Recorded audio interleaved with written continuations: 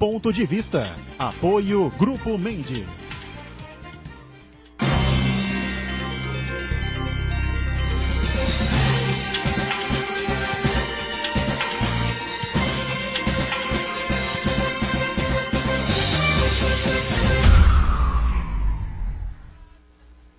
Olá, estamos começando mais um Ponto de Vista, você sempre com a gente neste horário da 1h30 da tarde, tradição do debate político, não é? E das discussões dos temas que formam sempre a pauta aqui da nossa cidade, claro, da região metropolitana, e os temas e assuntos de interesse nacional também. Lembrando que de segunda a sexta, sempre a nossa reprise aqui na Santa Cecília TV, a partir das 8 da noite, para você conferir, caso não tenha acompanhado, evidentemente, a discussão, o debate, o ponto de vista ao vivo, tá certo? Bom, discussões sobre a cidade, né? Temas importantes aqui, não é? Habitação, segurança, a questão política, não é? Que envolve aí o país, esses acontecimentos todos, enfim, muita coisa para a gente colocar em discussão nesta quarta-feira. E com prazer recebendo dois vereadores aqui à Câmara Municipal de Santos, aqui à minha esquerda o vereador Geonísio Aguiar, nosso Boquinha, do PSTB, participa conosco. Prazer recebê-lo, tudo bem, Boquinha? Tudo bem, graças a Deus, é um prazer estar aqui na bancada junto com vocês de novo, para que a gente possa discutir um pouco os problemas da nossa cidade. Aqui à direita o vereador Braz Antunes, vereador do PSD de Dado, né, que também participa com a gente nesta edição do Ponto de Vista. Tudo bem, Braz? Tudo bem, Boturão, Marcos Santana, meu colega Boquinha, é um prazer poder retornar aqui esse programa resistente aí da política regional. Muito bacana, muito bom participar aqui. Muito bem. E lá na ponta sempre o Marcos Santana, atento aí às redes sociais, às transmissões que fazemos aqui do Ponto de Vista e a sua participação sempre importante com a gente também, né? Tudo certo aí, Santana? Tudo bem, boa tarde a todos, boa tarde aos vereadores, boa tarde especial que nos acompanha ao vivo, Ponto de Vista. Quero convidar você a participar do programa, mandando sua pergunta, crítica, sugestão, pelo Facebook, Ponto de Vista com Edgar Boturão, ou por e-mail, contato@pontodevista.tv.br. O programa também pode ser acompanhado ao vivo pela internet, santaportal.com.br/tv. As edições anteriores também podem ser consultadas na internet, no nosso canal no YouTube e na nossa página no Facebook. E você que nos acompanha na reprise às 20 horas, uma boa noite.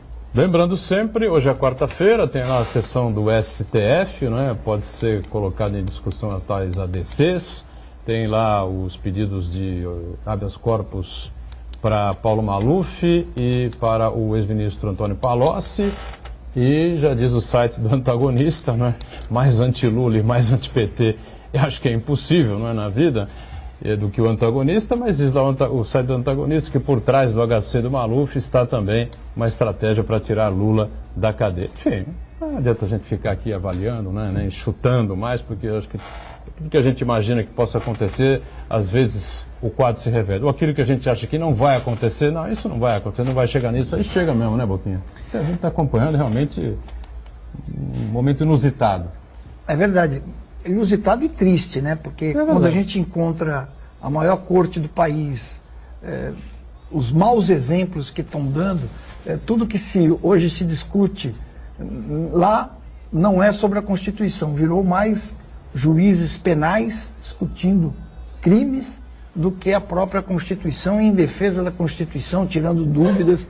É muito triste, infelizmente, o que a gente anda vendo e assistindo pela televisão, das maneiras das posições que são tomadas, né, as divergências da própria lei. Esperamos que todo mundo dá a entender que o Lula não ficaria preso nem 10 dias, né, que seria muito triste isso para o país, né, mas vamos aguardar para ver o que acontece. E o vereador Braz, acompanhando tudo isso também com a gente, né? O Braz sempre ligado a questões políticas, desde a época do pai, não é? Também, o pai é secretário municipal, Secretário. Enfim, né? E vereador também. Vereador por 6 também. mandatos. 6 mandatos, presidente lá do Sindicato dos E o Conferentes. Braz é antigo na política, né? Veterano na política, muito, desde não criança. muito. Desde criança acompanha a política, tá certo? Junto com o pai. Mas realmente é um momento muito diferente do que a gente estava acostumado antes, né, Braz? Muito diferente, porque eu acho que o tribunal assumiu um papel de protagonista do cenário político eleitoral brasileiro e talvez não tenha não vou dizer o preparo, né? Quem sou eu para dizer do preparo técnico deles, mas talvez não tenham aquele respaldo popular, né? Porque são indicados pelo presidente da República de plantão e a gente nota, né, visivelmente, tendências político-partidárias dentre os seus membros. Haja vista que muitos, quando saem no tribunal, se filiam a partidos políticos, né? Isso é uma coisa normal, uma coisa legal, uma coisa, mas eu não sei se no Supremo Tribunal Federal, se isso devesse acontecer, porque a população às vezes não dá a importância necessária para isso, mas talvez esses cargos lá ocupados pelos digníssimos ministros devessem ser cargos de carreira, né, do governo federal, ou até então, se querem ser tão protagonistas, que sejam eleitos pelo povo, né? Porque o que a gente nota é que para muitas coisas semelhantes, dois pesos, duas condutas diferentes, né? Então eu acho que nós estamos assistindo a tudo aquilo que a gente não gostaria de ver no Brasil, mas eu acho também, Boturão, Marco, Boquinha, que a gente precisa passar o Brasil a limpo, não só na área política, nós precisamos revigorar a população brasileira, animar, trazer um gesto de esperança e que a gente possa mudar o esteio da população, o nosso comportamento. Eu acho que isso pode ser benéfico para o Brasil se nós tirarmos uma lição disso. Agora, se no dia seguinte continuar do mesmo jeito, não adianta nada. Acho que na questão da esperança, né? Nas lágrimas do jornalista Chico Pinheiro ao anunciar a prisão de Lula no Jornal Nacional do último sábado, que gerou uma encrenca danada na Globo, enfim, uma nota do diretor-geral de jornalismo da emissora, enfim, para que evitasse esse tipo de coisa, comentários pelo Facebook, enfim, retrata realmente a situação caótica que caiu o país depois da desmoronar, não é, o governo petista, da maneira como caiu, como ruiu, né, e todas essas acusações e que geraram a prisão aí do ex-presidente, né. Lamentavelmente, o presidente da Esperança foi parar na cadeia, né, e a sua sucessora quase que joga o país à bancarrota, né, porque deveria ter feito os ajustes necessários de um governo para o outro e resolveu governar. Aí quando resolveu governar, a gente viu que, na verdade, era gato por lebre, né. Aldo Neto, jornalista, companheiro nosso, mais uma vez, está com a gente também lá na ponta. Tudo bem, Aldo? Tudo bom, Edgar. Estava ouvindo atentamente aí a fala dos vereadores e sua sobre esse episódio aí. Eu não vi nada demais no choro do companheiro Chico. Porque viver num país que o ex-presidente é preso por corrupção, não sei quem é que está feliz. Eu, pelo menos, não estou. Muito bem. Na verdade, a confusão na Globo se deu mais por conta dos comentários do Chico Pinheiro nas redes sociais, né? Porque o áudio no WhatsApp. O áudio no WhatsApp, né? Porque, na verdade, é insuportável você acompanhar um monte de gente cretina, né? Que não tem o que fazer na vida. E colocar a figura do Lula como se ele fosse o pai de toda a corrupção da história da humanidade, né? Ou pelo menos do nosso país. Isso não existe, entendeu?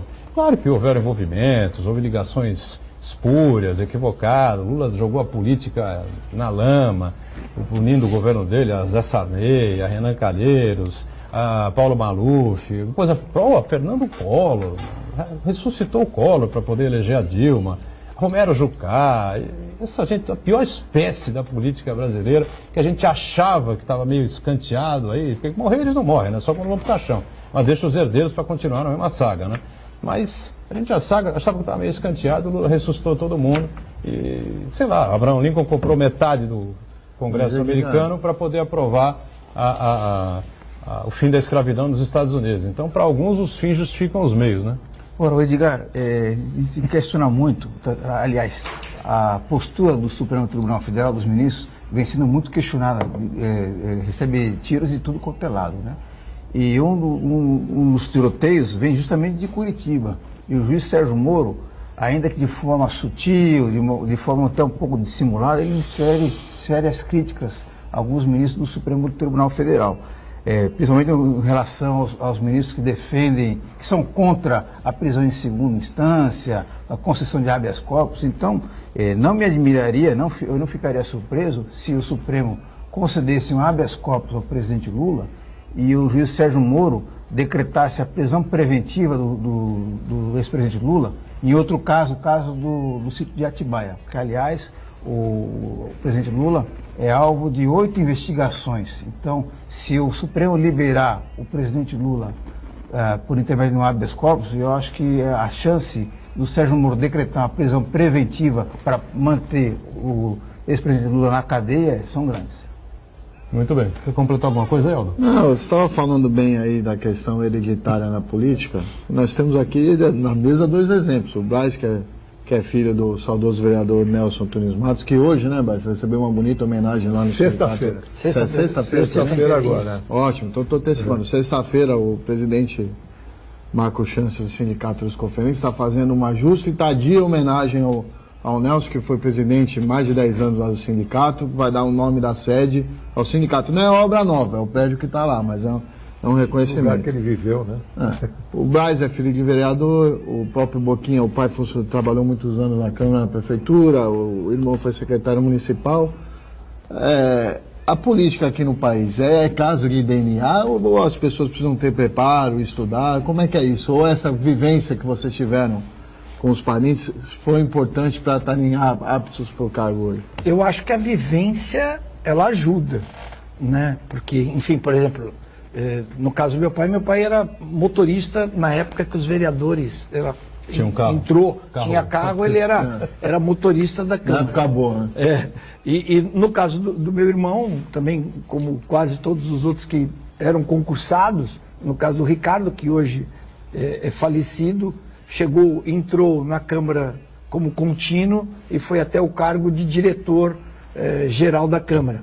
Então, você acompanhar, ir às sessões, essas coisas todas, claro que vai dando gosto, do modo geral, à vida pública, mas a gente tem também outros exemplos que as pessoas têm, de repente, um ou outro membro político e acabam não aderindo. Né? Acho que o meu também tem muito, acho que do diretório acadêmico que fez com que a vivência da parte da universidade, essas coisas todas, fosse um caminho para que me levou à política e nem tanto os laços familiares. Eu, por exemplo, tenho 2 filhos, né? Um gosta muito de política, meio radical, às vezes, em certos pontos, enfim, né? Mas gosta muito de política, essa coisa toda, enfim. Tem lá as 2, 3 figuras que ele acha interessantes, e o resto critica todo mundo, aquela coisa toda. O mais novo, apesar de ter sido o presidente do Diretório acadêmico? Não. No colégio você tem o Atlética, o Grêmio Estudantil. Grêmio Estudantil, né? Do colégio onde ele se formou, onde ele estudou, né? Odeia política partidária. Odeia política partidária, não pode nem ouvir falar de político absolutamente nenhum, aquela coisa. Quer dizer, assim a coisa funciona, né, Braz? Primeiro cumprimentar o Aldo, agradecer as palavras que ele falou do meu pai, que eu também considero uma justa homenagem por ter visto a trajetória dele e muito dinâmico e muito forte em favor dos conferentes do Porto, né? E antes de responder a pergunta do Aldo, enaltecer aqui o pai e o irmão do Boquinha, que eu conheci os dois, foram funcionários públicos exemplares, né? Eram do relacionamento do meu pai também, e se davam muito bem, são realmente exemplares. No meu caso, foi diferente. Eu acho que não tem a ver com DNA, porque na realidade a família do político, Aldo, Boturão e Marco, ela sempre fica apreensiva o dia que ele vai dar o primeiro passo, que é a eleição, e mais ainda o dia que ele vai se despedir da política. É o que a família fica esperando, né? Qual vai ser a última eleição? Qual vai ser a última eleição? E na minha casa era isso, a minha mãe, minha irmã, minha avó, todos nós ficávamos muito apreensivos. A política desgasta muito, você fica muito exposto. E eu já cresci sabendo que política eu não queria. Eu gostava de ler, gostava de me informar, política eu não queria. E eu fui traído por esse fator, talvez tivesse alguma coisa assim já no sangue, porque fui ser presidente da Associação dos Dentistas já com mais de 45 anos, e lá as pessoas começaram a identificar que eu tinha um potencial político, que eu devesse tentar alguma coisa a mais do que ser presidente da associação, para que ajudasse a classe. Diretor acadêmico, você não... Foi sempre. Foi presidente, muito, não? Presidente não, mas sempre fui muito ativo. Muito ativo. Já é um sinal. Eu acho que eu renegava a política. Por causa dessa coisa familiar. Por causa dessa coisa familiar, mas no fundo eu acho que gostava, e aí aflorou com mais de 40 anos. Quer dizer, eu entrei na política, na maioria das vezes que a gente vê as pessoas, bem mais tarde do que a maioria dos políticos, né? Mas eu acho que foi de uma maneira consensual. Tanto é que, quando eu fui candidato, Boquinha, as pessoas não sabiam que eu era filho do Nelson Matos. Porque o meu nome sempre foi Braz, e as pessoas acham que Braz é sobrenome, mas é o meu primeiro nome, né? E o meu nome de campanha sempre foi Braz. E quando eu ganhei a eleição, teve uma jornalista que foi lá fazer uma matéria com os filhos de política. Naquela época era o Marcelo Del Bosco, o Fabião, o Marquinho De Rossi e eu, né? Naquela legislatura de 2005. Então a minha história foi um pouco diferente aí talvez da maioria, né? Muito bem. Política é uma arte bonita, embora hoje esteja aí relegada à lama, né? Porque todo mundo chincalha política de todas as formas, de todos os jeitos. Então não é verdade. Tem muita gente séria, muita gente que quer fazer política boa, política do bem. Muita gente tem esperança que tenha um país melhor um dia, né? Para os filhos, para os netos, para os bisnetos, seja lá para quem for, né? Uma sociedade menos injusta, com esse abismo social se diminuindo algum dia na face da Terra. Né? Não só Brasil, não, hein? Não, todo país, lugar né? assim. Eu queria ainda nessa linha fazer uma pergunta para o nosso vereador Boquinha. Ele que é um vereador que é eleito aí com a base no BNH, no comércio e muito nas igrejas, né? E ainda nessa linha de família.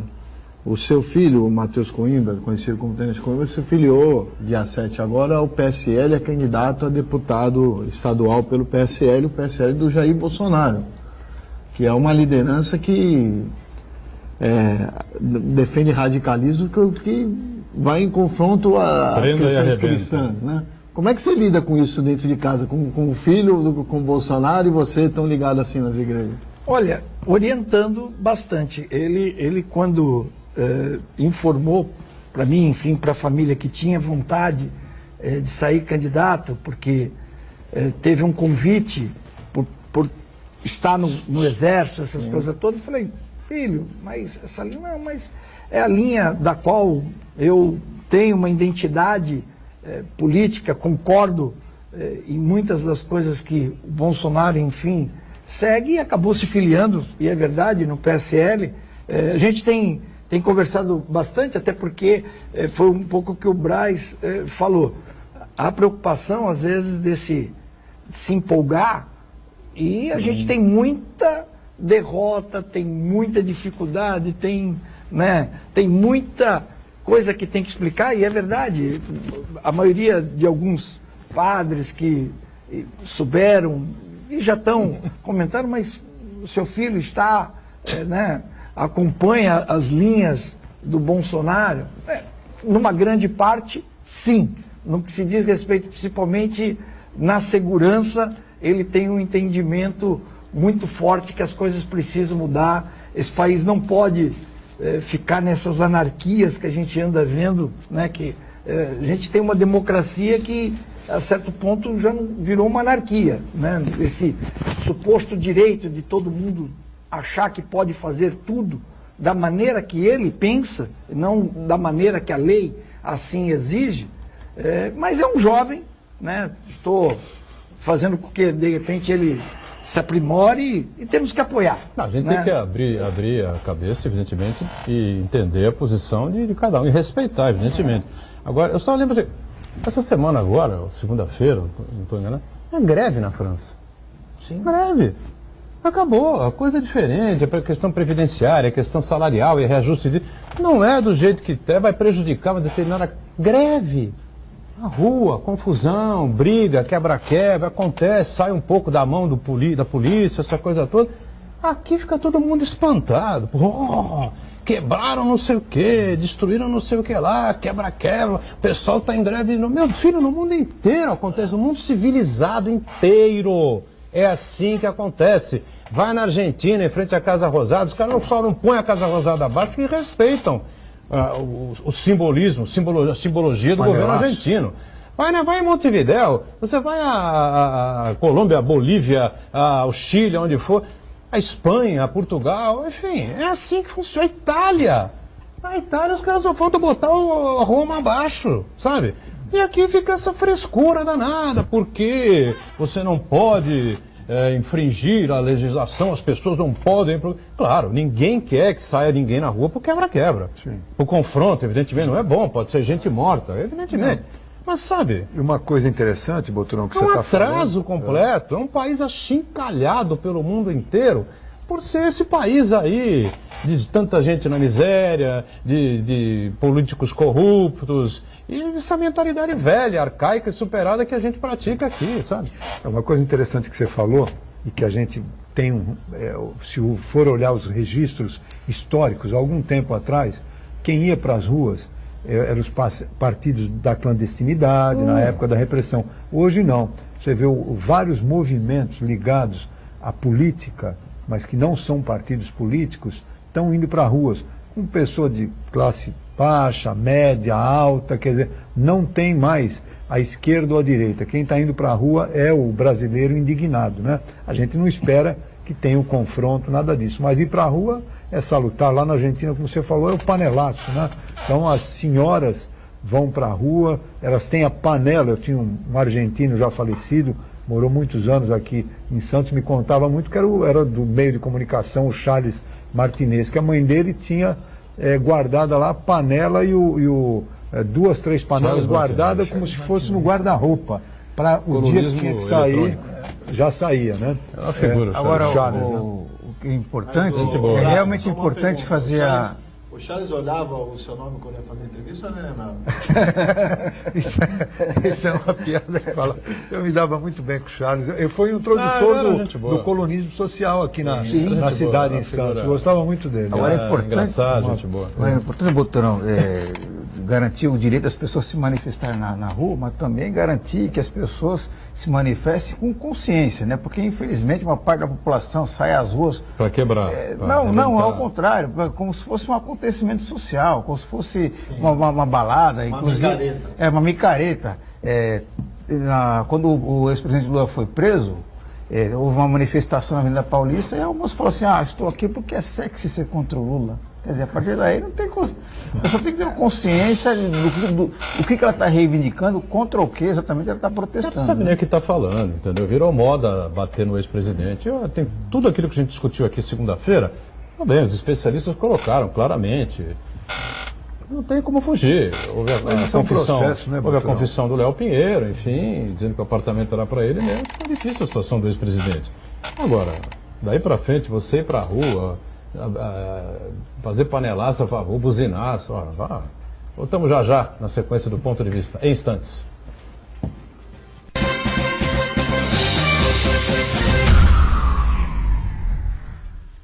Existe um lugar em Santos onde você encontra os empreendimentos mais fascinantes da região. Um lugar amplo, aconchegante, feito para oferecer o melhor atendimento para você. Um lugar que reúne as melhores opções residenciais e comerciais nos bairros mais nobres de Santos. Um lugar que a gente nem precisava dizer, porque você já sabe. Central de Vendas Grupo Mendes, Rua Guaiaó 55, Aparecida. Venha fechar um bom negócio para abrir as portas do seu novo lugar. Dia 14 de abril, os cursos de fisioterapia, odontologia, educação física e farmácia se reúnem para a segunda-feira de saúde Unisanta. Diversos serviços gratuitos para a população. Atividades físicas e avaliação postural, aferição de glicemia e pressão arterial, eletrocardiograma, exame preventivo de câncer bucal. E muita animação com ginástica, apresentação de dança e beach vôlei. Segunda-feira de saúde da Unisanta, dia 14 de abril. Das 9 da manhã à 1 da tarde na barraca de praia da Unisanta, em frente à Rua da Paz, no Boqueirão. Sorteio de brindes. Patrocínio Enge Plus, APO e Dental Tanaka. Apoio Banco Itaú, Prefeitura Municipal de Santos, Secretaria de Desenvolvimento Social e Secretaria de Esportes. For Life Clinic, Sabesp, Farmaconde e Resportes. Realização e organização Universidade e Sistema Santa Cecília de Comunicação.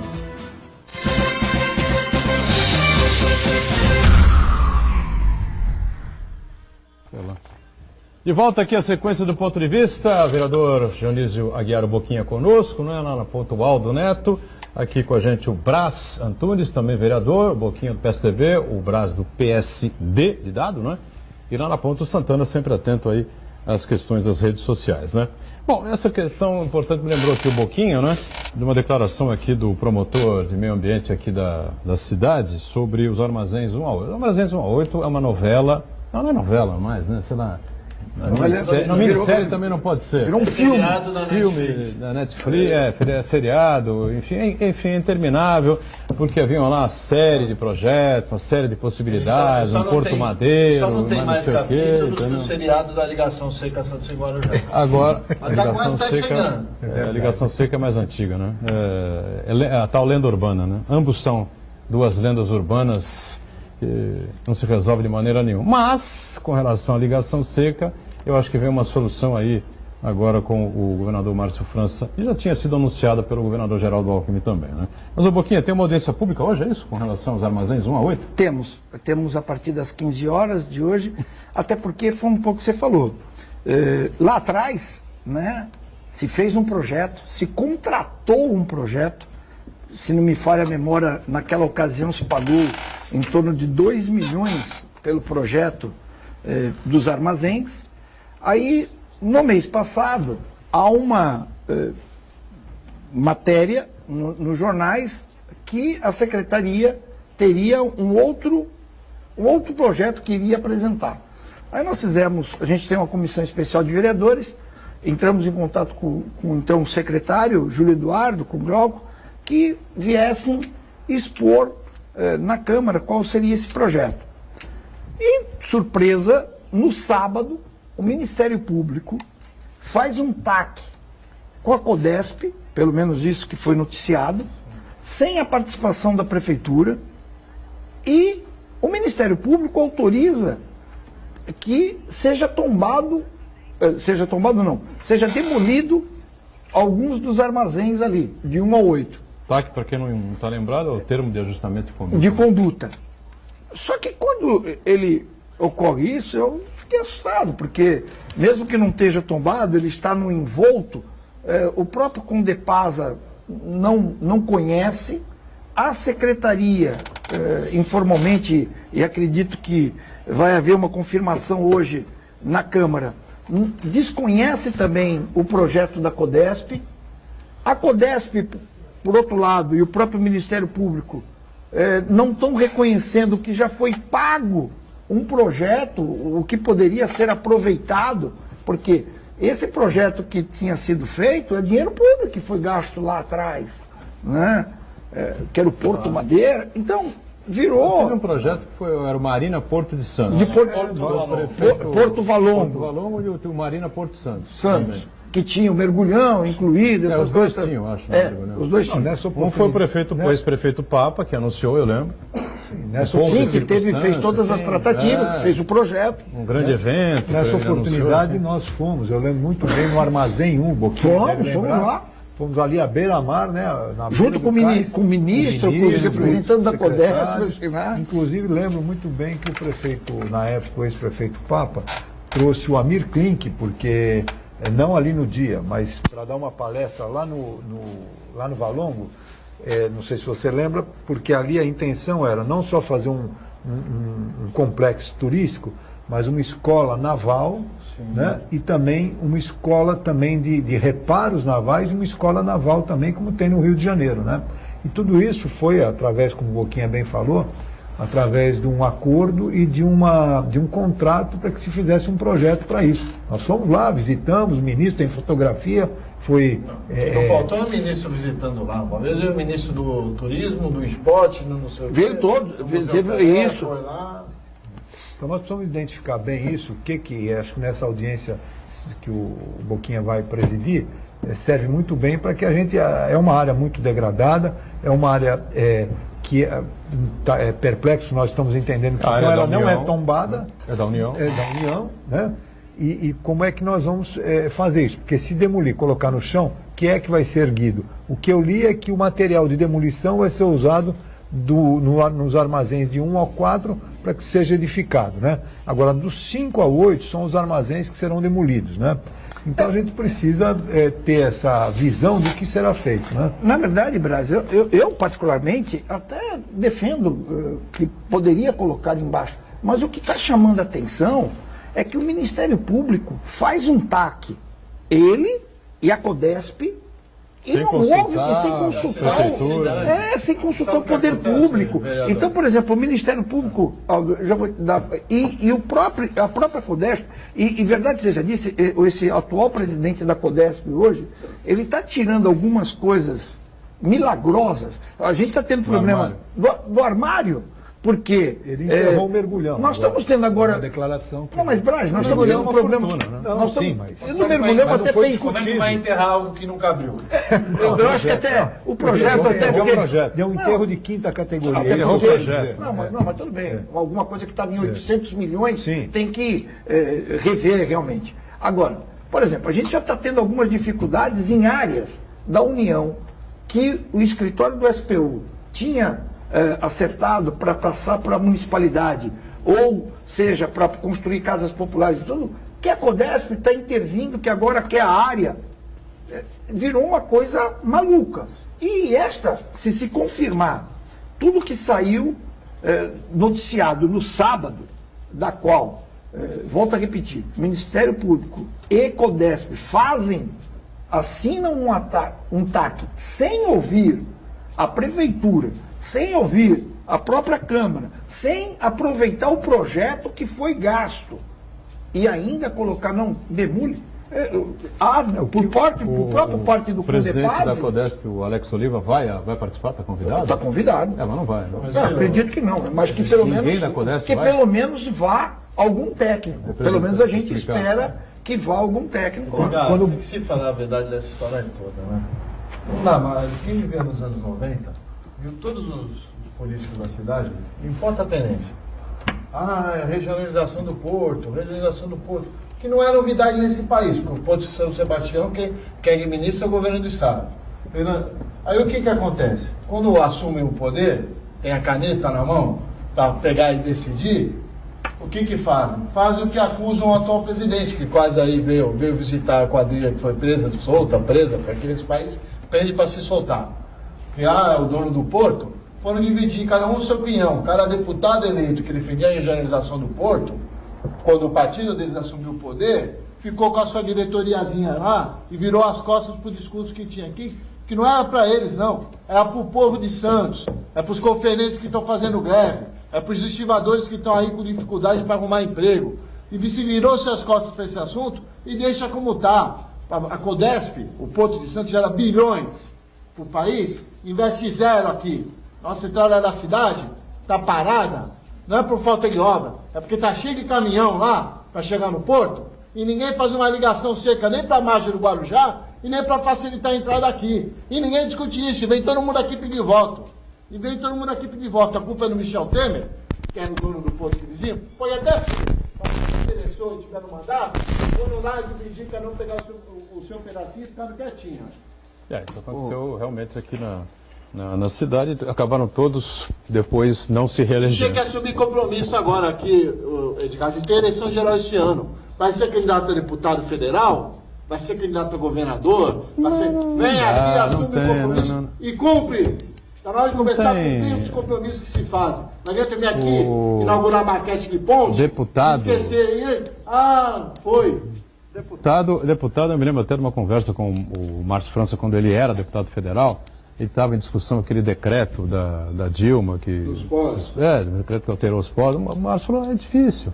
Você tem 513 deputados, 13 conhecem portos. Tudo bem, 13. Edgar, pode ser difícil. Agora eu, que criticava tanto, vamos supor, sou candidato a deputado, eu criticava tanto que o Michel Temer me mandava no porto. Eu não tenho medo de falar nome, não. Michel Temer me mandava no porto. Me elegi deputado, me dá uma diretoria lá e acabou a regionalização, está tudo certo? A população tem que cobrar, vai ser candidato a governador, vai ser candidato a presidente, vai ser candidato a deputado que vai estar aqui, assume o compromisso com a cidade, na reeleição, cumpre. Deputado não tem como fazer sozinho, vai ter como brigar. Não, não adianta deixar a briga. Na eleição seguinte foram punidos. Na eleição seguinte foram punidos. Todos esses que você está se... Foi punido. E até perderam todos. Só fazer uma defesa aqui sem autorização, mas eu acho que tem. Neste caso, sem uma procuração, o deputado Papa não indicou para a Codesp. Os outros dois deputados entregaram e o diretor Está falando na Codesp. do mandato atual. Neste atual mandato. Estou falando daqueles que defendiam a legislação como um todo. Apesar que na fala de sábado do encerramento do Congresso de Municípios, pelo menos um candidato, que é o Alckmin, deu uma declaração de, caso seja eleito, fazer a municipalização ou a estadualização do porto do Brasil como um todo, mas principalmente no Porto de Santos. Chega a fazer isso antes do túnel também, que ele prometeu. Bom, Boquinha, o Aldo toca num ponto interessante com relação a essa questão dos armazéns 1 ao 4, que foi feito um acerto entre o Ministério Público e a Codesp, mas eu acho que é oportuno nessa audiência pública cobrar a responsabilidade, a participação do governo federal, porque na prática a gente percebe muito bem que o presidente da Codesp, por mais que tenha boa vontade, que tenha capacidade, que entenda do porto, na prática ele teve o seu poder esvaziado e é um mero zelador do Porto de Santos, né?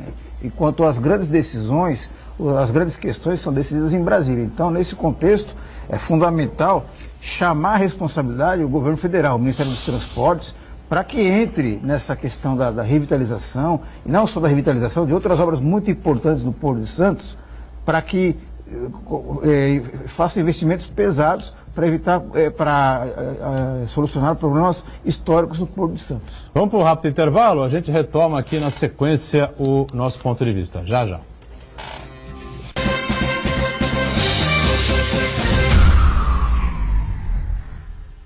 Existe um lugar em Santos onde você encontra os empreendimentos mais fascinantes da região. Um lugar amplo, aconchegante, feito para oferecer o melhor atendimento para você. Um lugar que reúne as melhores opções residenciais e comerciais nos bairros mais nobres de Santos. Um lugar que a gente nem precisava dizer, porque você já sabe. Central de Vendas Grupo Mendes, Rua Guaiaó 55, Aparecida. Venha fechar um bom negócio para abrir as portas do seu novo lugar. Dia 19, às 7h30 da noite. Venha se divertir com a família em uma noite muito especial. Festa beneficente com renda revertida para as crianças do Lar Santo Expedito. Participe você também dessa noite de solidariedade. Noite da Pizza, no Clube de Regatas Saldanha da Gama. Informações com Luísa no 32027100, ramal 120. Sabia que agora mais estudantes têm direito à isenção da taxa de inscrição do Enem? Para saber se você tem direito, basta entrar aqui, na internet, em enem.inep.gov.br/participante. E se for o seu caso, você pode fazer o pedido de isenção até o dia 11 de abril. Mesmo quem pedir a isenção, vai precisar fazer a inscrição do Enem depois, hein? Ministério da Educação, Governo Federal.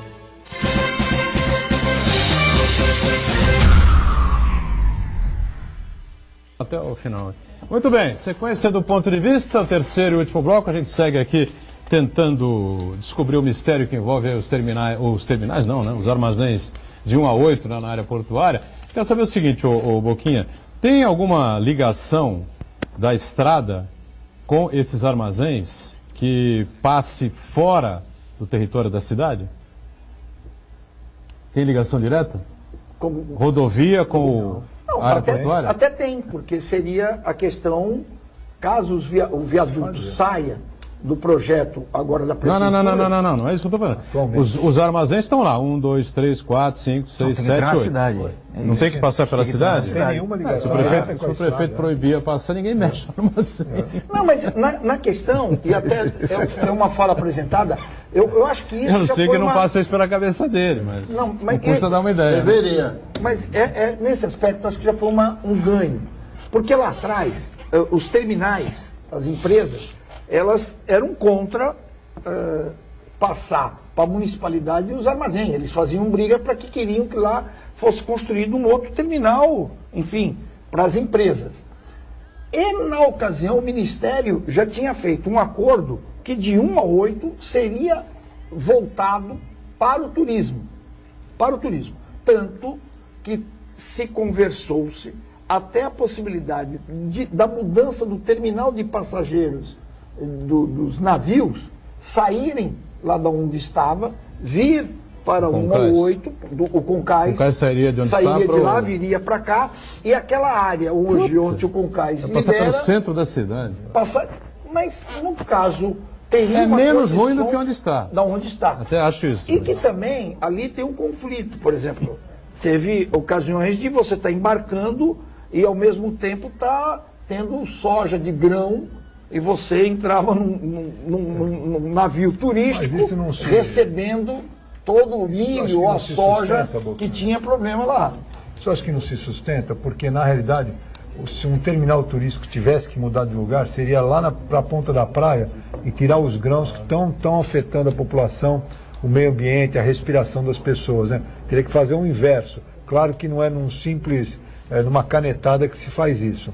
Mas eu acho que o que nós temos à frente hoje é os armazéns. Nós temos lá, temos projetos, temos vontade, né?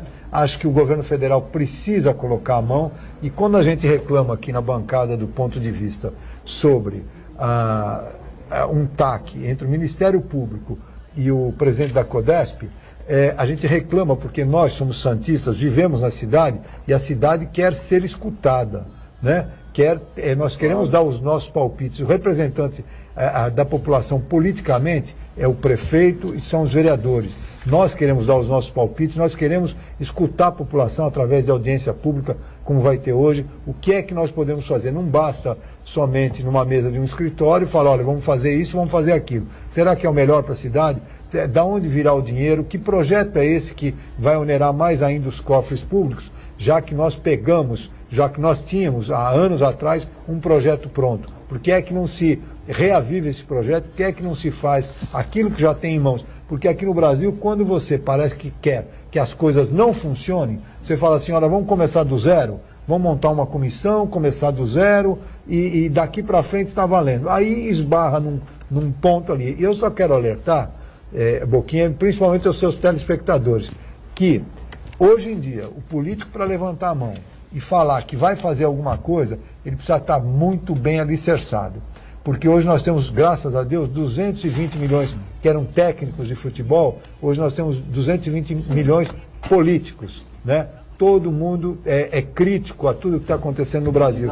Então é importante essa fala e essa integração com a nossa cidade. Fala. Queria sair um pouco do mundo da fantasia, porque Porto Valongo, ligação com essas coisas, Porto na cidade, isso aí, por enquanto, é mundo da fantasia. E falar um pouco da Câmara de Santos e dos assuntos que hoje afligem a população. Eu quero fazer uma pergunta para os dois, mas principalmente ao vereador Boquinha, porque é do PSDB. Vocês dois são suplentes de vereador. Então, no exercício do mandato, porque o prefeito Paulo Alexandre convocou 3 vereadores para trabalhar no governo, o Hugo Dupré do PSD, o que possibilitou o Brasil voltar para a Câmara, e o Sadal e o Cacá no PSDB, o que possibilitou assumir o cargo. Essa situação dá liberdade para vocês exercerem o mandato, ou vocês temem, às vezes, ter que se posicionar contra o governo e acabar perdendo o mandato? E se isso já aconteceu, alguma posição contra, se vocês sabem lembrar quando. E eu queria complementar a pergunta, que aí é o que acho que cabe ao Boquinha, que é o assunto das fofocas da política da cidade de hoje, que se atende pelo nome de vereador Kenny Mendes. O vereador Kenny Mendes trocou o PSDB pelo PP, aliás, já está anunciando, acho que desde antes de entrar no PSDB. E você, como suplente, né, está no exercício do mandato, é um dos que se beneficiam no processo que o PSDB está anunciando que vai fazer contra ele. Eu acho o vereador é o primeiro suplente. Foi o primeiro suplente. O vereador Kenny, nessa última eleição, bateu o recorde de votos da cidade, e vale lembrar que nessa eleição a detentora do recorde anterior participou, que é a vereadora Thelma de Santos. E o senhor mesmo já foi beneficiado na legislação anterior, com o triste falecimento do saudoso vereador Marcos de Rossi. O senhor assumiu o mandato de vereador, ao qual foi eleito suplente pelo PMDB, mas já estava no PSDB. E agora está o PSDB pedindo o mandato dele por causa dessa quebra de fidelidade partidária. O senhor mesmo, eu não me recordo quantos partidos andou, mas eu lembro do PP, do PMDB e do PSDB.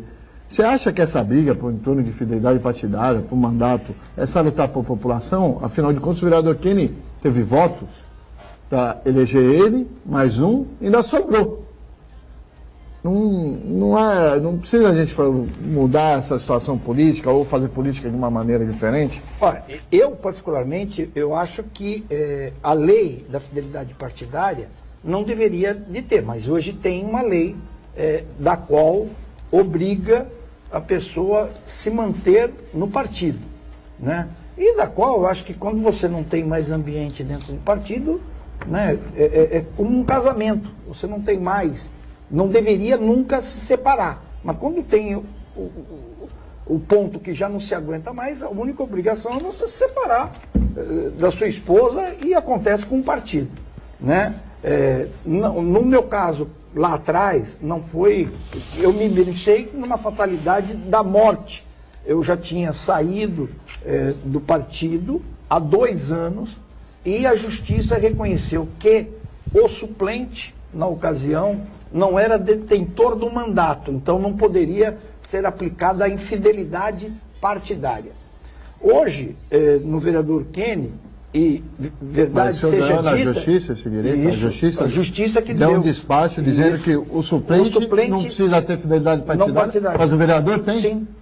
Então, desculpa, temos que mudar a lei. Claro, porque se a lei diz que é o partido que elege, você tem que estar no partido. Concordo. Porque se você pode mudar o suplente, você pode o vereador não. Ele não considera... Cadê a equidade da lei? A lei não tem mais equidade no país? De interpretação, né? A lei se interpreta. Não tem mais equidade. Ele interpreta que o suplente não é. Esquisito mesmo.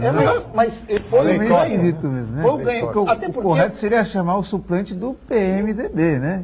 Se você claro, mudar de partido... Porque chegou a assumir. Sim, mas o vereador foi na justiça discutir a questão. Ele não era do PMDB. Mas era da coligação. Era da coligação e também já estava fora do partido. Ele já tinha passado por 2 partidos. Se não fosse ele ou você, fosse o próximo. Então, isso é uma coisa completamente distinta. A outra é a situação hoje do vereador Kenny. E, diga de passagem, ele e a votação expressiva que ele teve na cidade ajudou muito nós fazermos a maior bancada que a Câmara teve. É legítima. Agora, também é legítimo ele escolher o partido que ele queira. Dentro do PP e na soma de número, ele está fazendo conta matemática. Ele se elege... Você não ia pedir o mandato? Não, disso, né? Então... Ele não se deputado. Então vamos ficar aqui. Rapidamente. Nós vamos ficar aqui fazendo a campanha do vereador. Não é intenção, mas eu acho que a explicação... a pergunta do Aldo. Vamos falar em tese, porque se a gente tem que falar na tese, então, todo mundo sabe que o vereador Kenny, que aliás deveria estar aqui na bancada hoje, repetindo o que o Santana disse ontem, claramente, Kenny foi convidado para participar, para explicar a carta, escreveu o PSDB, e para explicar as críticas que recebeu ontem aqui do presidente municipal do partido, Flávio Jordão, que diz claramente que não tem 80% nem 90% de mentiras na carta escrita pelo vereador Kenny ao partido. Tem 100% de mentiras, que nada daquilo que ele colocou é verdade. Mas ele não quis participar, não quis vir ao programa, lamentavelmente, a gente registra isso mais uma vez. Claro. Então, vamos falar em tese, esquecer dessa história, porque vou ficar aqui fazendo campanha para determinar figura... Mas eu acho que só para responder para o Aldo, por exemplo, essa preocupação, pelo menos minha, de não se favorecer, no dia 22 passado, eu, em reunião de bancada com todos os vereadores, todos assinaram um compromisso de ninguém pediria o mandato do vereador Kenny. Coisa que se mudou completamente, posteriormente, uma semana depois, mal orientado, uma carta que também é pública de todo mundo, que ele acabou publicando, da qual o partido hoje se acha no direito de pedir o mandato dele, que é o que diz a lei. Queria não, eu conto alguma coisa, não, quero sim, faço questão, porque o Aldo fez uma pergunta muito importante e eu gostaria de responder sim. Primeiro, quanto ao vereador Kenny, eu não vou responder nada, porque é um problema que está afeto ao problema da relação dele com o PSDB. Eu, politicamente, socialmente, enfim, lá dentro da Câmara nos damos muito bem, não tenho problema nenhum com o vereador Kenny, mas entendo que esse problema tem que ser resolvido aí no seio do PSDB. O que eu queria na realidade, responder, é que o Aldo perguntou por sermos vereadores suplentes, se nós temos a mesma liberdade. Eu acho que você chega num ponto assim da sua vida, eu não sou tão novinho, né? Ou você faz aquilo que gosta, e com carinho, com amor, e com liberdade, ou você não faz. Eu, com muita humildade, viu, Aldo? Não estou falando isso da boca para fora, me dou muito com o prefeito Paulo Alexandre, sou da base do governo dele, me dou muito com o vereador Hugo Dupré, gosto muito, fomos vereadores juntos, mas eu não tenho débito nenhum com o prefeito Paulo Alexandre e nem com o vereador Hugo Dupré. Eu tenho débito com as pessoas que votaram em mim e que me colocaram lá dentro na condição de suplente. Se eu não tiver liberdade, mas isso também eu gostaria de dizer que nunca ninguém lá dentro da Câmara, e o Boquinha sabe disso, nunca nem o líder do governo, nem o líder do meu partido, o Zequinha, nem o prefeito, muito menos o prefeito, nunca me pediram, nunca tentaram me tolher nenhuma situação. Eu acho que... tem prova disso, Aldo, tem prova disso em votações, tem prova disso de bastidores, né? Os vereadores, a gente acaba convivendo. O questionamento foi em relação às trocas de partido. Eu acho, doutorão, que você, só para concluir, é muito rápida, que você muitas vezes pode fazer uma ação que não é exatamente aquela que você concorda na plenitude. Mas se você não perder o foco daquilo que você quer, daquele seu objetivo, que na política é ajudar as pessoas, não tem problema nenhum. Às vezes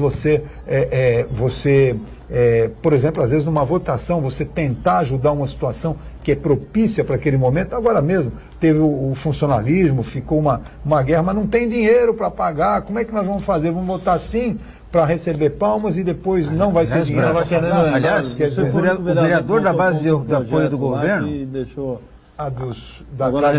Dos bois. Da carga viva. Aliás, viu, Brás? Que eu concordo com você nessa posição. Eu fui muito vaiado, mas é o que eu penso, Aldo. Né? E ninguém me pediu para votar assim ou assado. Sim. Foi uma convicção, eu respeito os movimentos de defesa da vida animal, claro. Minha mãe me ensinou a gostar dos animais, dos bichos e tudo mais. Mas eu entendo que tem que ter regra, nós não podemos tirar o sofá da sala. Eu sempre brinco com aquela piada que tem, né? Nós temos que ter fiscalização e dar condições para que sejam embarcados, não acabar, porque senão vai para o Porto de São Sebastião, vai para o Porto do Rio de Janeiro, para o Porto de Paranaguá e os portos aí do Brasil, né? Bara, você está falando da importância da independência do vereador, da atuação do vereador na Câmara, na função de fiscalizar o Poder Executivo.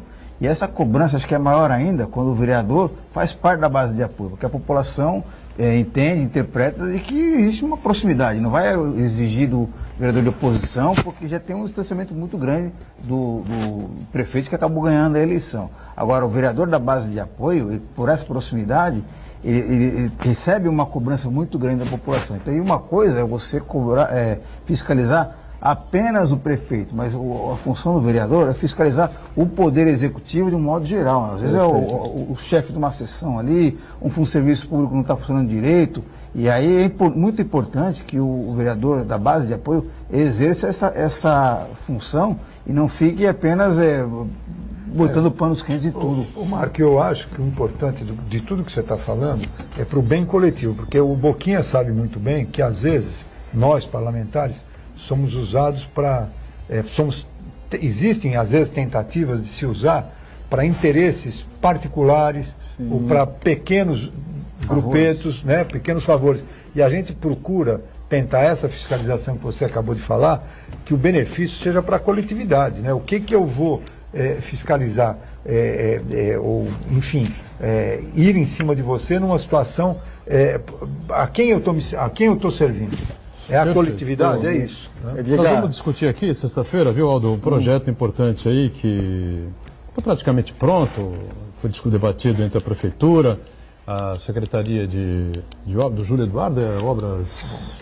Não, Secretaria de Serviços... Desenvolvimento Urbano. Nós vamos receber aqui o Glaucus, né, e a secretária adjunta, um cara absolutamente competente, né, e vai explicar direitinho para a gente aqui qual é essa proposta. Então, basicamente é incentivar a construção civil a fazer empreendimentos e investimentos ali ao entorno ali de onde passa ou vai passar ali o VLT, as linhas de ônibus, essa coisa toda.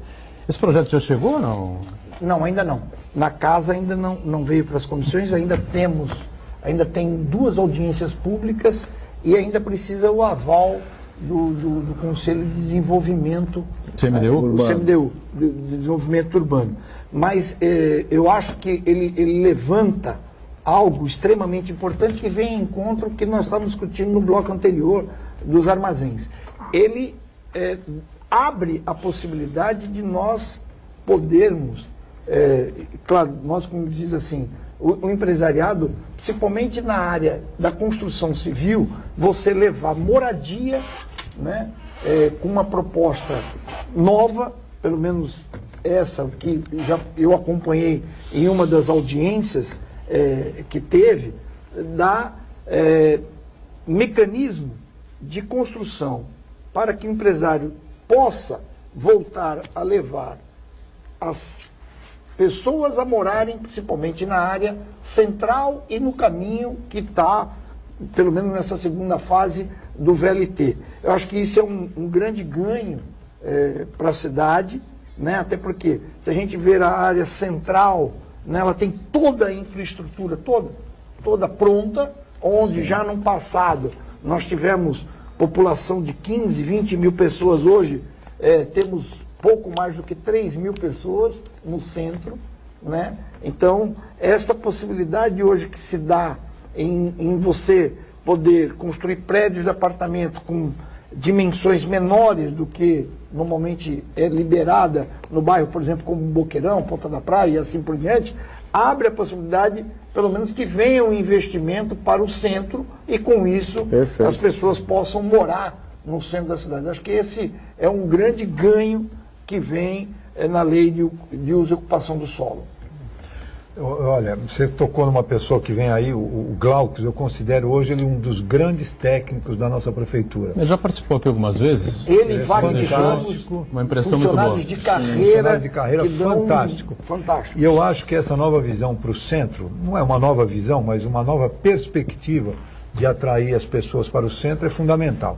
Nós temos, tirando a zona das palafitas, ali na zona noroeste, o centro de Santos é o local da cidade mais degradado que nós temos e aonde o problema social é visível, né? Os piores índices, né? E o problema social está à vista, né? As pessoas, os carrinheiros, os mendigos, enfim, os cortiços, né? Uma moradia que cabe em 10, moram 30 e por aí vai.